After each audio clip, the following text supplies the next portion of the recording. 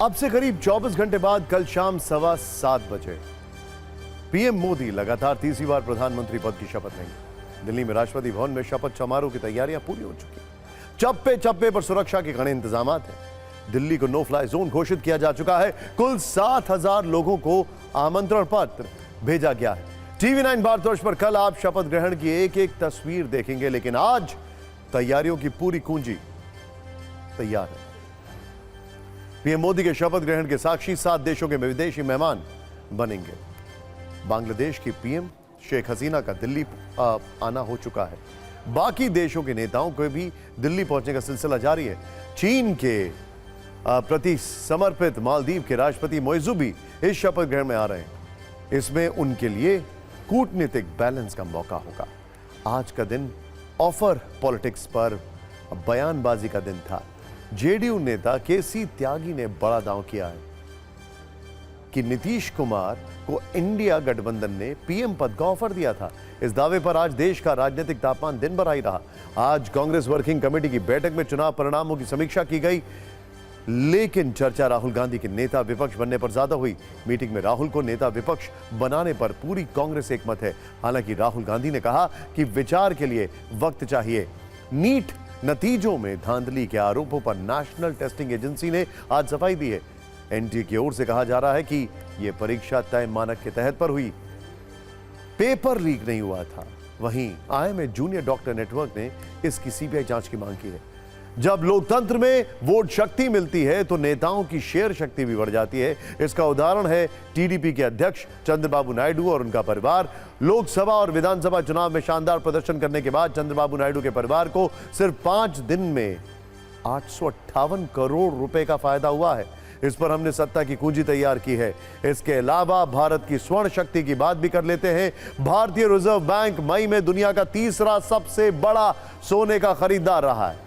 World gold council की report में यह कहा गया है कि मई में भारत ने करीब 722 करोड़ रुपए का गोल्ड खरीदा है। दुनिया में सिर्फ स्विट्जरलैंड और चीन ने भारत से ज्यादा गोल्ड खरीदा। सत्ता में अब बात नरेंद्र मोदी की तीसरी शपथ की करते हैं, जिसे दुनिया कूटनीति के लेंस से बड़े ध्यान से देख रही है। वैसे तो भारत के प्रधानमंत्री की शपथ पूरी तरह से भारत के लोकतंत्र और चुनावी प्रक्रिया का हिस्सा है, लेकिन नरेंद्र मोदी सरकार की पिछली 2 पारियों में विदेश नीति की चर्चा पूरी दुनिया में हुई है। इसी वजह से तीसरी शपथ को दोस्त और दुश्मन दोनों बड़े ध्यान से देखने वाले हैं।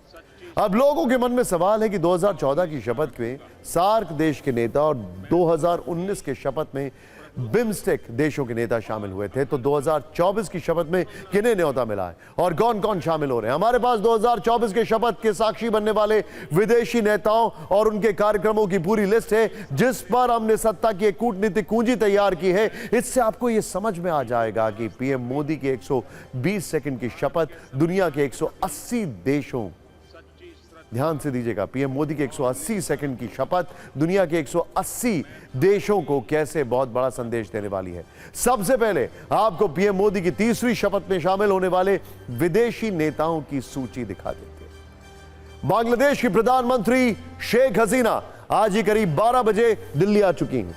नंबर 1, सेशल्स के उपराष्ट्रपति अहमद अफीफ की दोपहर बाद 2:45 पर दिल्ली पहुंच चुके हैं। मालदीव के राष्ट्रपति डॉक्टर मोहम्मद मोइजू कल सुबह 9 बजे भारत आएंगे। मोइजू ने राष्ट्रपति बनने के बाद कड़े तेवर दिखाए थे। शायद अब वो इस मौके को रिश्ते सुधारने वाला कार्यक्रम बनाना चाहते हैं। मॉरिशस के प्रधानमंत्री प्रविंद कुमार जगन्नाथ भी कल ही दिल्ली आएंगे।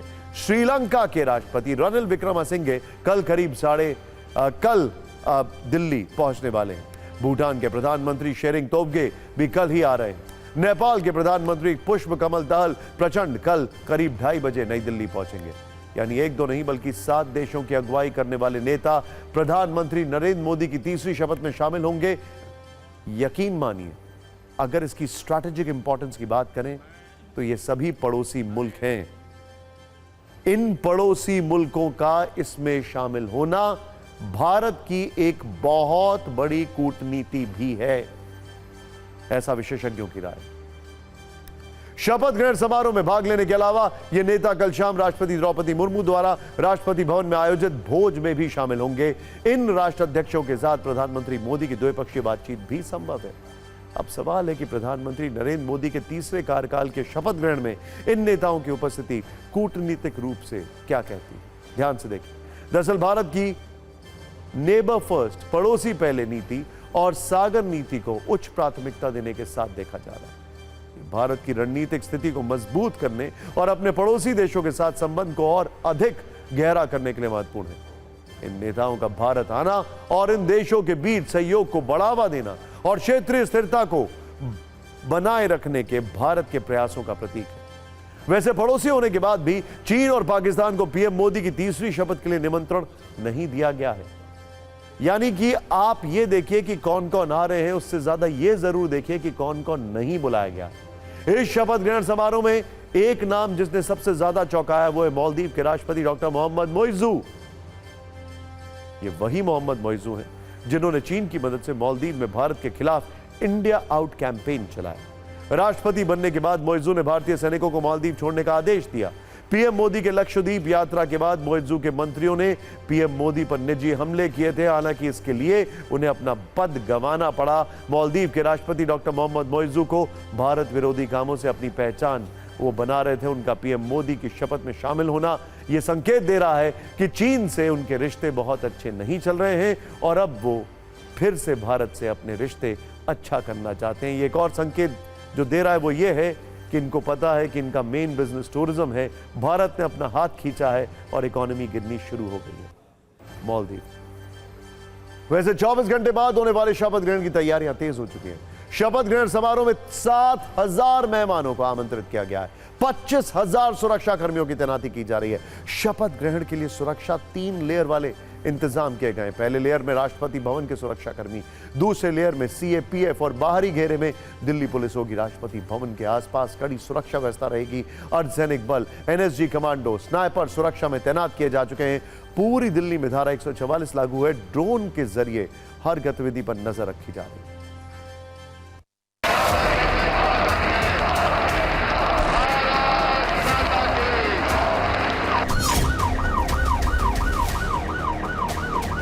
मोदी भारत के प्रधानमंत्री के तौर पर रविवार को तीसरी बार शपथ लेने जा रहे हैं।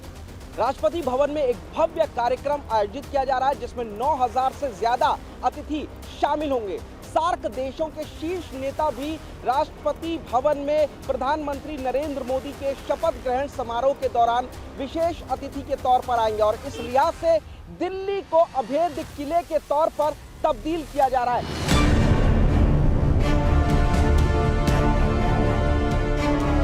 सुरक्षा के लिहाज से राष्ट्रपति भवन के आसपास अर्धसैनिक बल, एनएसजी कमांडो, ड्रोन और स्नाइपर की 5 कंपनियों को तैनात किया जाएगा और राजधानी दिल्ली को हाई अलर्ट पर रखा जा रहा है। जिन होटल में ये जो सार्क देशों के शीर्ष नेता आएंगे वहां के आसपास भी सुरक्षा के इंतजाम किए गए हैं और होटल से लेकर कार्यक्रम स्थल तक उनको बाकायदा एक स्पेशल रूट दिया जाएगा जिसकी जिम्मेदारी द्वारका डीसीपी और साउथ वेस्ट डीसीपी और आईजीआई एयरपोर्ट डीसीपी के हवाले की गई है।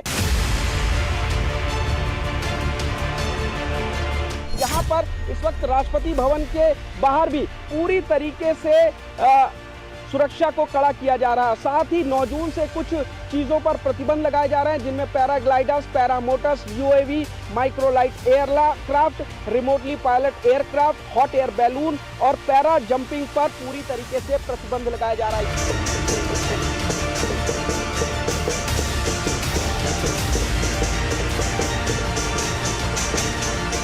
दिल्ली में चप्पे चप्पे पर सीसीटीवी के जरिए नजर रखी जा रही है और दिल्ली को पूरी तरीके से अभेद्य किले के तौर पर इस ऐतिहासिक क्षणों के दौरान दिल्ली को तब्दील किया जा रहा है। सिर्फ शपथ ग्रहण की सुरक्षा वाली तैयारी नहीं बल्कि प्रधानमंत्री नरेंद्र मोदी के साथ कौन कौन शपथ लेगा इसकी तैयारी भी तेजी से चल रही है। कल बीजेपी अध्यक्ष जेपी नड्डा और गृह मंत्री अमित शाह की मुलाकात एनडीए के अलग अलग नेताओं से हुई। आज पीएम आवास पर महत्वपूर्ण बैठक हुई। इसमें गृह मंत्री अमित शाह और जेपी नड्डा मौजूद थे। एक महत्वपूर्ण बैठक अमित शाह के घर पर भी हुई। इसमें जेपी नड्डा और बीएल संतोष मौजूद थे। पीएम आवास पर फिर से एक बैठक हुई। इसमें अमित शाह, जेपी नड्डा और बीएल संतोष मौजूद थे। वैसे इस तरह के दावे किए जा रहे हैं कि मंत्रिमंडल का फॉर्मूला तय हो चुका है।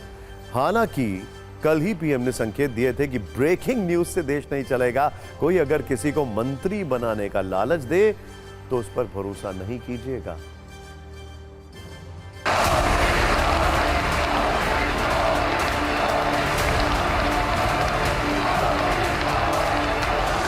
कोई चर्चा नहीं है, वो आप अपना चर्चा कर रहे होंगे। आप अपना कल प्रधानमंत्री जी का भाषण नहीं सुने कि टीवी पर बहुत ब्रेकिंग न्यूज चलता है। ब्रेकिंग न्यूज से मंत्री नहीं बनता है।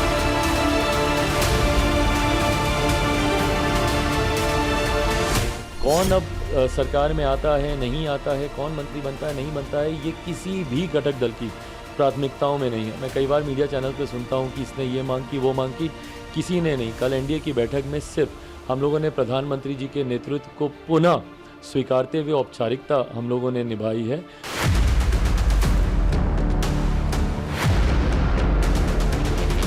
प्रधानमंत्री ने दावा पेश कर ही दिया है तो स्वाभाविक है आपस में बैठ कर के मंथन चल रहा होगा कि भाई मंत्री कितने बनेंगे, किनको मंत्री बनाना है, किनको क्या विभाग देना है। ये तो उन लोगों की बात है, हायर अप्स में चल रहा है। उस कमेटी में या उस कोर ग्रुप में हम नहीं हैं।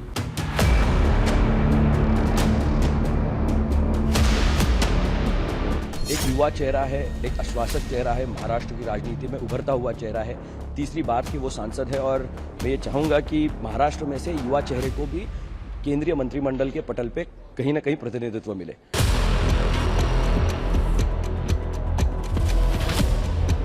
एक फोन आ जाए तो 10 बार वेरीफाई कीजिए कि जिसने फोन किया है वो सचमुच में अथॉरिटी है। अदरवाइज कोई भी क्या भाई आपका नाम हो गया है, सुबह परिवार को बुला लीजिए, शपथ समारोह में आना है, हो गया। तो ऐसी गपबाजी करने वाली एक बहुत बड़ी फौज रहती है। कृपा करके ब्रेकिंग न्यूज के आधार पर देश चलेगा नहीं, ये मान के चलिए। यानी इधर से अगर मंत्रिमंडल का कोई ऑफर आ रहा है कहीं पर भी तो कोई अथॉरिटी से वेरीफाई करना जरूरी है। लेकिन अगर उधर की कोई अथॉरिटी ये बोलने लगे कि हमें प्रधानमंत्री पद का ऑफर मिला था तो क्या करेंगे? कहानी में ट्विस्ट है। सत्ता में अब एक बड़ी खबर की बात करते हैं जिसमें एक बहुत बड़ा ऑफर है और उस ऑफर से जुड़े गंभीर सवाल हैं। सवाल यह है कि क्या नतीजों के बाद नीतीश कुमार को इंडिया गठबंधन ने पीएम पद का ऑफर दिया था? क्या पीएम मोदी को रोकने के लिए नीतीश कुमार को पीएम बनाना चाहता था इंडिया गठबंधन? क्या नीतीश कुमार को फिर से इंडिया गठबंधन में लाने का प्लान बनाया गया था? क्या नीतीश कुमार ने इंडिया गठबंधन का प्लान खराब कर दिया? ये सारे सवाल इसलिए हैं क्योंकि मोदी 3.0 यानी नरेंद्र मोदी के तीसरे बार प्रधानमंत्री पद की शपथ लेने में सिर्फ 24 घंटे का वक्त बाकी है। उन्हें राष्ट्रपति का आमंत्रण मिल चुका है। शपथ ग्रहण का वक्त और स्थान दोनों तय हो चुके हैं। मेहमानों के दिल्ली पहुंचने का सिलसिला शुरू है। लेकिन 4 जून को आए नतीजों के बाद और 7 जून को एनडीए का नेता चुने जाने से पहले नरेंद्र मोदी को पीएम बनाने से रोकने की आखिरी और बड़ी कोशिश हुई थी। दावा है कि एनडीए के पक्ष में नतीजे आने के बाद नीतीश कुमार को इंडिया गठबंधन की तरफ से पीएम पद का ऑफर आया था, लेकिन उन्होंने इंडिया गठबंधन के ऑफर को ठुकरा दिया और एनडीए में बने रहने का फैसला लिया। यह दावा जेडीयू के प्रवक्ता केसी त्यागी ने किया है। केसी त्यागी का दावा है कि नतीजों के बाद कुछ लोग नीतीश कुमार को पीएम पद का ऑफर दे रहे थे और ये वही लोग थे जिन्होंने नीतीश कुमार को इंडिया गठबंधन का संयोजक बनाने से इनकार कर दिया था। हालांकि केसी त्यागी ने यह नहीं बताया कि इंडिया गठबंधन की तरफ से किसने पीएम पद का ऑफर दिया था और कब दिया था। कांग्रेस कह रही है कि हमें इसकी जानकारी नहीं है। हालांकि कल नीतीश कुमार ने जिस तरह से यह संकेत दिया कि वो अब एनडीए में ही रहेंगे और 2029 में नरेंद्र मोदी की जीत की भविष्यवाणी कर दी, उससे फिलहाल पलटने के आसार अभी तो नहीं दिखते। अभी मतलब राइट नाउ। लेकिन राजनीति में एक हफ्ता भी बहुत लंबा समय होता है। खासकर नीतीश कुमार के पुराने इतिहास को देखते हुए आगे की ना तो भविष्यवाणी की जा सकती है ना गारंटी ली जा सकती है। उनका करियर क्रिकेट की आखिरी गेंद की तरह है, न जाने छक्का लगे, हिट विकेट हो या रन आउट। एनडीए की बैठक में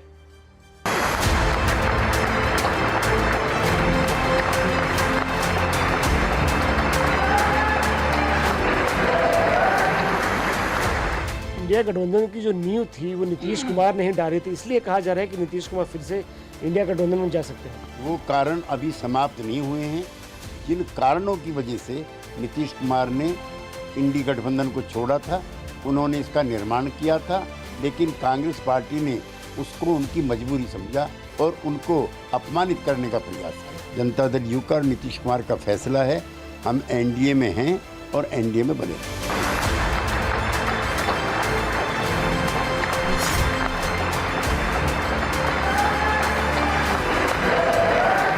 केसी त्यागी ने एक बड़ा बयान दिया है। उन्होंने ये दावा किया है कि इंडिया गठबंधन की तरफ से नीतीश कुमार को प्रधानमंत्री पद का ऑफर दिया गया था और उन्होंने इसको अस्वीकार कर दिया। उसी तरफ जानकारी हमारे पास नहीं है और हम लोग पूरे तौर पर सब दिन इनके साथ रहेंगे और पूरे तौर पर जो कुछ भी है आज जिस तरह से भी ये करेंगे बहुत अच्छा है।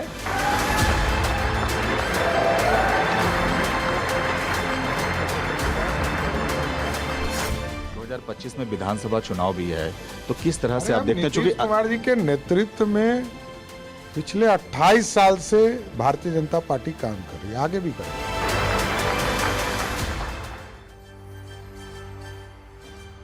केसी त्यागी एक बहुत वरिष्ठ और एक बहुत पुराने नेता है, लेकिन जैसे ये बॉल पे बॉल बाउंसर मार रहे हैं, कुछ तो बात है। एक बाउंसर ये थी, दूसरी अग्निवीर को लेकर भी आपको याद होगा इनका अभी अभी हाल फिलहाल एक स्टेटमेंट आया है। क्या इसे प्रेशर पॉलिटिक्स कह सकते हैं या प्रेशर टैक्टिक्स? आप डिसाइड करिए। तैयारी सिर्फ सरकार बनाने और शपथ ग्रहण की नहीं हो रही है, बल्कि सरकार का सामना ताकतवर विपक्ष से हो रहा है। इसकी तैयारी भी फुल स्पीड में हो रही है। दिल्ली से लखनऊ तक आज मजबूत विपक्ष के लिए बैठक हुई। दिल्ली में आज सुबह कांग्रेस वर्किंग कमेटी की बैठक हुई, जिसमें सबसे ज्यादा चर्चा राहुल गांधी को लोकसभा में नेता विपक्ष बनाने पर हुई, जबकि लखनऊ में समाजवादी पार्टी संसदीय दल की बैठक में अखिलेश यादव को नेता चुना गया। दोनों बैठकों की बात करेंगे। पहले दिल्ली में हुई कांग्रेस की बैठक में क्या हुआ, इस पर थोड़ी सी डिटेल्ड विस्तृत चर्चा कर लेते हैं। दिल्ली में आज कांग्रेस की दो बैठकें हुई। पहली कांग्रेस वर्किंग कमेटी की थी, दूसरी कांग्रेस संसदीय दल की थी। कांग्रेस संसदीय दल की बैठक में सोनिया गांधी संसदीय दल का चेयरपर्सन चुनी गई। इससे पहले कांग्रेस वर्किंग कमेटी की मीटिंग दिल्ली के अशोका होटल में हुई। इसमें पार्टी अध्यक्ष मल्लिकार्जुन खड़गे, सोनिया गांधी, राहुल और प्रियंका के अलावा कांग्रेस शासित राज्यों के मुख्यमंत्री, प्रदेश अध्यक्ष और नवनिर्वाचित सांसद शामिल हुए। करीब 3 घंटे चली बैठक में कांग्रेस सांसदों ने राहुल गांधी को लोकसभा में पार्टी का नेता नियुक्त करने के लिए एक प्रस्ताव पारित किया। सांसदों की इस मांग पर राहुल गांधी ने कहा कि उन्हें इस बारे में सोचने के लिए थोड़ा वक्त चाहिए। इस बैठक में लोकसभा में जीती और हारी हुई सीटों पर भी चर्चा हुई। कांग्रेस अध्यक्ष मल्लिकार्जुन खड़गे ने कहा कि जहां जहां से राहुल गांधी की भारत जोड़ो यात्रा और भारत जोड़ो न्याय यात्रा गुजरी, वहां वहां पार्टी की सीटें बढ़ी हैं। हालांकि इन बातों के अलावा कांग्रेस नेताओं का फोकस राहुल गांधी को नेता विपक्ष पद के लिए मनाने पर रहा। वर्किंग कमेटी की बैठक के बाद कांग्रेस नेता इस पर काफी मुखर होकर बोलते नजर आए।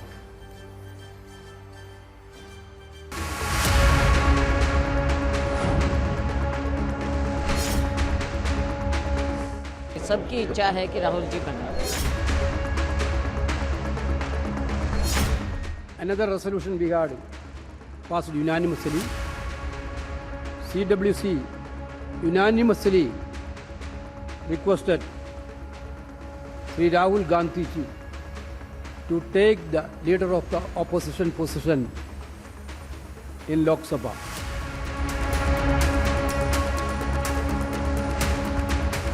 बनना चाहिए। वो निडर हैं, साहसी हैं, आंख में आंख मिलाकर बात कर सकते हैं, पढ़ते हैं, मुद्दे उनकी जानकारी में रहता है। यह हमारी वर्किंग कमेटी का सर्वसम्मत से अनुरोध था। राहुल जी एलओपी बने और देश की जनता की आवाज़ बने, यह हमारी सभी कार्य समिति की इच्छा है और उस आधार पर राहुल जी देश में एलओपी बनेंगे। सभी का ये भावनाएं थी कि वो विपक्ष की भूमिका में नेता प्रतिपक्ष बने। हमने अपील की है राहुल गांधी जी को कि आपको विपक्ष का नेता बनना चाहिए, आपको लड़ना चाहिए। एक ऐसे व्यक्ति हैं जो देश के प्रधानमंत्री के सामने खड़े होकर आंख में आंख डाल के बात कर सकते हैं, वो है राहुल गांधी।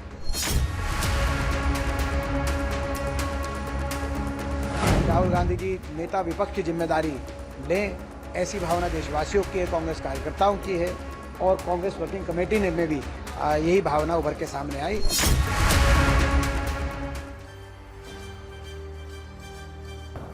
लोकसभा में पिछले 10 वर्षों से नेता प्रतिपक्ष का पद खाली है। 2014 में कांग्रेस को 44 सीटें और 2019 में 52 सीटें मिली थीं। नेता प्रतिपक्ष के पद के लिए किसी भी पार्टी के पास लोकसभा की कुल सीटों का 10% सीटें होना चाहिए, यानी 543 सीटों में से कांग्रेस को इसके लिए 54 सांसदों की जरूरत होती है। कांग्रेस के पास ये नंबर नहीं थे, इसीलिए बीजेपी के बाद सबसे ज्यादा सीटें होने के बाद भी कांग्रेस को नेता प्रतिपक्ष की कुर्सी नहीं मिली थी। लेकिन कांग्रेस ने इस बार अपने दम पर 99 सीटें हासिल की हैं। वैसे नेता प्रतिपक्ष का पद काफी ताकतवर पद होता है। लोकसभा में नेता प्रतिपक्ष कई कमेटी के सदस्य होते हैं। सीबीआई निदेशक चयन समिति, मुख्य चुनाव आयुक्त और चुनाव आयुक्त चयन समिति, लोकपाल चयन समिति, मुख्य सूचना और सूचना आयुक्त की नियुक्ति, सीवीसी चयन में अहम भूमिका होती है। ऐसे में अगर राहुल गांधी नेता प्रतिपक्ष का पद स्वीकार करते हैं तो सरकार के कामों पर उनकी सीधी नजर होगी। इसीलिए कांग्रेस सांसद चाहते हैं कि राहुल गांधी यह पद ले लें। इन अधिकारों के अलावा नेता प्रतिपक्ष को कई सुविधाएं भी मिलती हैं। लोकसभा में नेता प्रतिपक्ष का पद कैबिनेट मंत्री के बराबर होता है। केंद्रीय मंत्री के बराबर वेतन, भत्ते और दूसरी सुविधाएं मिलती हैं। इसके अलावा नेता प्रतिपक्ष को कैबिनेट मंत्री के स्तर का आवास और गाड़ी मिलती है। इन सब के अलावा 14 लोगों का स्टाफ भी मिलता है। एक तरफ राहुल गांधी पर नेता विपक्ष बनने का दबाव है, तो दूसरी तरफ अखिलेश यादव नरेंद्र मोदी सरकार को घेरने के लिए अब दिल्ली की राजनीति करेंगे। आज लखनऊ में समाजवादी पार्टी संसदीय दल की बैठक हुई, जिसमें अखिलेश यादव को नेता चुना गया। लखनऊ में सांसदों की बैठक में अखिलेश यादव ने कहा कि वो अब दिल्ली में इंडिया गठबंधन को मजबूत करेंगे। कन्नौज से सांसद का चुनाव जीतने के बाद अखिलेश यादव ने अपनी विधानसभा करहल को छोड़ने का भी निर्णय लिया।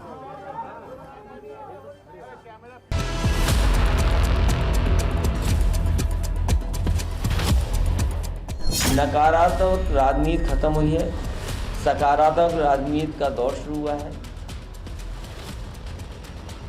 जनता की मुद्दों की जीत हुई।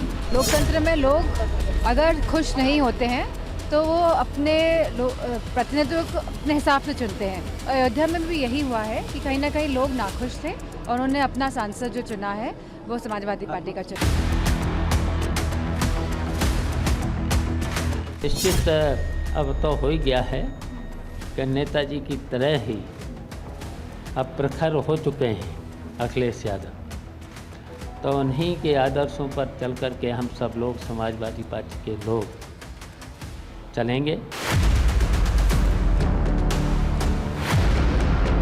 देश के लिए भी उत्तर प्रदेश की जनता ने लोकसभा के चुनाव से आगे के लिए बहुत बड़ा संदेश दे दिया। पीडीए के तर्ज पर जो टिकट बटे हैं उसी से हम ये जीत हासिल कर पाए हैं और मीटिंग में भी यही बात रखी गई कि अब ये शुरुआत है, आगे हमें बहुत पीडीए की लड़ाई को आगे तक लेकर जाना है। कुल मिलाकर यूपी में बीजेपी को पटखनी देने वाले 2 लड़कों की जोड़ी अब दिल्ली में भी मोदी सरकार के खिलाफ रणनीति बनाते हुए दिखेगी। सत्ता में अब बात करते हैं एनडीए की नई सरकार में एन फैक्टर वाले चंद्रबाबू नायडू की, जिनकी चर्चा चुनावी नतीजों के बाद हर जगह हो रही है। विशेष तौर पर सियासी गलियारों में नायडू फैक्टर और समीकरण पर राजनीतिक विश्लेषण हो रहा है। इसकी वजह लोकसभा चुनाव में चंद्रबाबू नायडू की पार्टी टीडीपी का अप्रत्याशित प्रदर्शन। सत्ता में आज हम चंद्रबाबू नायडू की बढ़ती सियासी शक्ति और शेर शक्ति की बात करेंगे। शेर नहीं, शेयर शक्ति की बात करेंगे, जिसमें वोटर्स वाला भरोसा भी और नायडू की कंपनी में इन्वेस्टर्स वाला भरोसा भी। आपको बताएंगे कैसे साल 2019 की लोकसभा में सिर्फ 3 सीटों तक सिमटने वाली टीडीपी अब 16 सीटों के साथ एनडीए की दूसरी सबसे बड़ी पार्टी बन गई है। वही चुनावी परिणाम के बाद टीडीपी की संपत्ति में भी लोकसभा सीटों की तरह जबरदस्त उछाल देखने को मिला है। पिछले 5 दिन में चंद्रबाबू नायडू और इनके परिवार की संपत्ति 858 करोड़ रुपए की बढ़ोतरी हुई है उसमें। यह खबर आज हम आपको इसलिए बता रहे हैं क्योंकि यह बताता है लोकतंत्र में जिसके साथ जनता होती है, जिसके पास जन समर्थन होता है, वो सिर्फ किंग मेकर नहीं बनता बल्कि उसकी राजनीतिक और आर्थिक शक्ति दोनों मजबूत होती है। यही चंद्रबाबू नायडू और इनके साथ हो रहा है। यहां पर नोट करने वाली बात यह भी है कि सिर्फ लोकसभा ही नहीं बल्कि विधानसभा चुनावों में भी चंद्रबाबू नायडू की पार्टी ने कुल 175 में से 135 सीटें जीतकर यह बता दिया कि जनशक्ति उनके पास है। सोचिए जरा, कल नरेंद्र मोदी तीसरी बार प्रधानमंत्री पद की शपथ लेंगे। चंद्रबाबू नायडू की सीटों की संख्या से आप अंदाजा लगा सकते हैं कि इस सरकार में इनकी भूमिका कितनी बड़ी होने वाली है। सिर्फ इतना ही नहीं, तेलुगु देशम पार्टी के अध्यक्ष एन चंद्रबाबू नायडू 12 जून को आंध्र प्रदेश के मुख्यमंत्री पद की शपथ लेंगे। वो चौथी बार राज्य के मुख्यमंत्री पद की शपथ लेंगे। मतलब ये कि केंद्र और राज्य दोनों जगह चंद्रबाबू नायडू की अच्छी खासी भूमिका होने वाली है। कहते हैं ना, दोनों हाथ में लड्डू। उनका सियासी वजन ठीक ठाक बढ़ने वाला है। लेकिन सिर्फ सियासी वजन ही नहीं, नायडू और उनका परिवार आर्थिक रूप से भी वजनदार हो गया। कैसे नायडू परिवार की संपत्ति लगातार बढ़ती जा रही है, आपको बताते हैं। टीडीपी से जुड़ी 2 कंपनियों की बात करें तो पहले हेरिटेज फूड, जिसके शेयर्स के मूल्य में चुनावी नतीजों के बाद 3 दिनों में 40% का अपस्विंग देखने को मिला। 4 जून को इसकी कीमत 455 रुपए 45 पैसे थी। 7 जून को बढ़कर 661 रुपए 25 पैसे हो गई है। सिर्फ इतना ही नहीं, हेरिटेज फूड्स का मार्केट कैप इस हफ्ते 2400 करोड़ रुपए से ज्यादा बढ़ा है। कंपनी का मार्केट कैप 7 जून को 6136 करोड़ रुपए हो गया है, जो एक सप्ताह पहले 3700 करोड़ रुपए था। मतलब एक हफ्ते में 2400 करोड़ रुपए से ज्यादा का इजाफा। हेरिटेज फूड के प्रमोटर पार्टी प्रमुख चंद्रबाबू नायडू के बेटे नारा लोकेश हैं। हेरिटेज ग्रुप की स्थापना 1992 में चंद्रबाबू नायडू ने की थी। यह कंपनी डेयरी, रिटेल और एग्री सेगमेंट में काम करती है। इसी तरह दूसरी कंपनी है हमारा राजा। इसके शेयर भी करीब 4 जून को 1000 रुपए के थे, जो कि 7 जून को 40% से बढ़कर करीब 1402 रुपए का हो गया। हमारा राजा के एमडी जयदेव गल्ला पार्टी के पूर्व सांसद हैं। चंद्रबाबू नायडू की पत्नी भुवनेश्वरी के पास हेरिटेज फूड्स में सबसे ज्यादा 24.37% हिस्सेदारी है। इसके अलावा इनके बेटे, बहू और पोते की भी हिस्सेदारी है। मतलब इस कंपनी में चंद्रबाबू नायडू एंड फैमिली की कुल हिस्सेदारी 35.71% है। అంతవరకు దీన్ని చిత్తు చిత్తుగా దించేసి చెత్తబుట్లో మారేద్దాం। जिस तरह से शेयर बाजार में उछाल लाया अननेचुरल, ये अपने साथ जो लोग बैठे हैं, चाहे व्यापारी हो चाहे राजनेता हो, उनके उद्योग, उनके धंधे को फायदा पहुंचाने के लिए शेयर बाजार का इस्तेमाल किया गया। इसलिए कि गुजरात के 2 व्यापारी देश चला रहे हैं और शेयर बाजार से उनका पुराना नाता है। तो ये होता रहेगा और भी होता रहेगा, आगे भी होता रहेगा। देश लूटा जाएगा। हैदराबाद के अंदर जितने भी बड़े इंस्टीट्यूशंस आए वो सब चंद्रबाबू नायडू के टाइम पे आए। तो एक business friendly progressive image Chandrababu Naidu की हमेशा की रही। पब्लिक का शेयर होल्डर लोकल लोग ज्यादा है, ये परसेप्शन ऐसा है कि आज नया गवर्नमेंट आ रहे हैं, चंद्रबाबू नायडू गवर्नमेंट, ये कंपनी का अच्छा एटमॉस्फेयर है, इसलिए शेयर प्राइस इंक्रीज हो।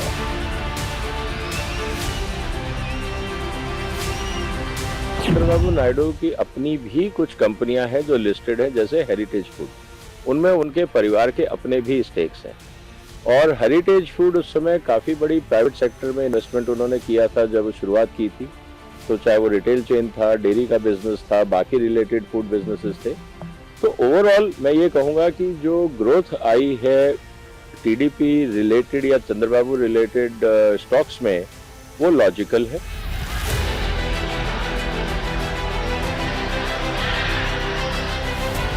स्टॉक मार्केट और जितनी भी कंपनियां आंध्रा में हैं जो उनके समय वहां ऑपरेट करती थी और आज भारत में बाकी जगह भी ऑपरेट कर रही हैं, उनके लिए एक बहुत बड़ा कंफर्टिंग फैक्टर है, क्योंकि चंद्रबाबू नायडू और मोदी सरकार अब मिलकर काम करेगी।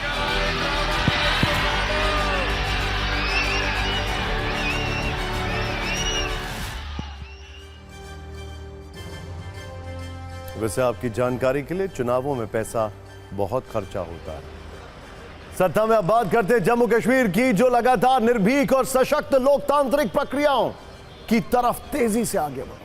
लोकसभा के बाद अब जम्मू कश्मीर में विधानसभा चुनाव की तैयारी तीव्र गति से हो रही है। इसकी वजह है जम्मू कश्मीर की जनता का भरोसा। लोकसभा चुनाव में जम्मू कश्मीर में लगभग 3 दशकों के बाद मतदाताओं का उत्साह देखने को मिला। इस बार लोकसभा चुनाव में जम्मू कश्मीर में न सिर्फ शांतिपूर्ण मतदान हुआ, बल्कि 58% से ज्यादा मतदाताओं ने वोट डाले हैं। पिछली बार की तुलना में चुनाव लड़ने वाले उम्मीदवारों की संख्या में इस बार 25% से ज्यादा इजाफा हुआ है।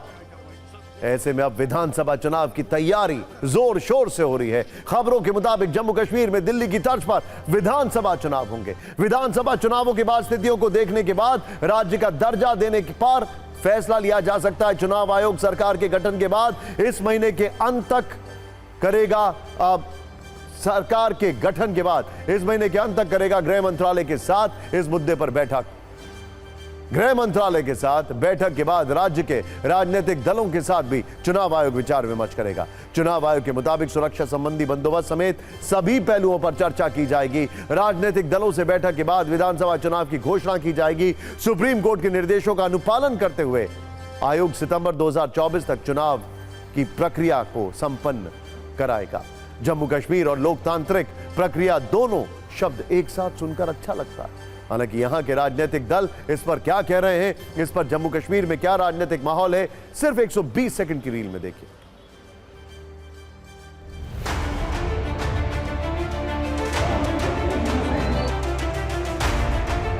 पहले से हमारी डिमांड भी है कि जल्द से जल्द लोगों को उनकी चुनिंदा हुकूमत दी जाए। सितंबर से पहले यहाँ इलेक्शन कराना चाहिए।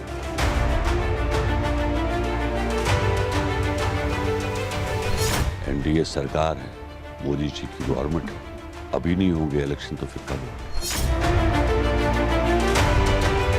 हमारे से ज़्यादा लोगों के लिए इम्पोर्टेंट है कि उनकी चुनिंदा सरकार उनको जल्द से जल्द मिले, ताकि उनके जो मसाइल हैं उनको जल्द से जल्द उसका इजाला हो और उनके ग्रीवेंस के रेड्रेसल जल्द। कश्मीर में बहुत जल्द असेंबली इलेक्शन होगी। जहाँ तक हमारा ताल्लुक है Bharatiya Janata party assembly election के लिए पूरी तरह से तैयार है। ये एक जमहूरियत का पैगाम इन्होंने दे दिया, जमहूरियत को फिर से कायम करने की कोशिश कर रही है, जो जमहूरियत यहाँ पर मर गई। नेशनल कॉन्फ्रेंस और पीडीपी जो है देश की राजनीति में दूर दूर कहीं नहीं है। ये लोग नेशनल पॉलिटिक्स में नहीं रजिस्टर्ड है और इनकी बात कोई माने नहीं रखता।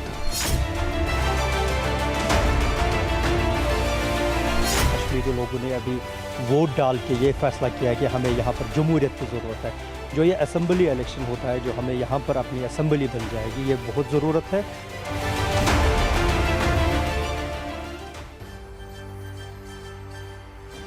अब वहां पर बंदूक तंत्र नहीं, लोकतंत्र की बात हो रही है, चुनावों की बात हो रही है, खौफ की बात नहीं हो रही है, आपसी तालमेल की बात हो रही है। कौन बनेगा मुख्यमंत्री, कौन होगा नेता, इसकी बात हो रही है। जम्मू कश्मीर ऐसा क्षेत्र है जहां लोकतंत्र का मजबूत होना एक बहुत ही शुभ समाचार है। इस बार लोकसभा चुनाव में जनता की हिस्सेदारी और भागीदारी से ये सपना साकार हो रहा है।